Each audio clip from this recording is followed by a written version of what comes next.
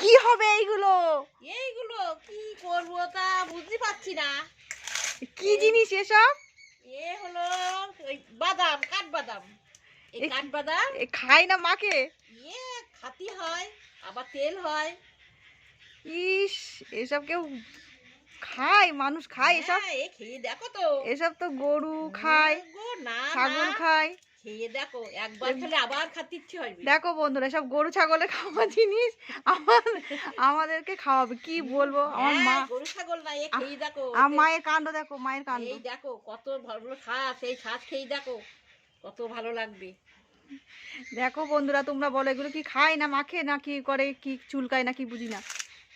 সে কি এসব কি জিনিস, উল্টো পাল্টা জিনিস তুলে নিয়ে এসেছে। খাতি হয়। এই দেখো আমি খাচ্ছি। ই বাবা, ইস কি খাচ্ছে। খুব ভালো, খুব ভালো, খাবার উপকার খুব। আচ্ছা, কি উপকার একটু বলে দাও সবাইকে, বন্ধুদের।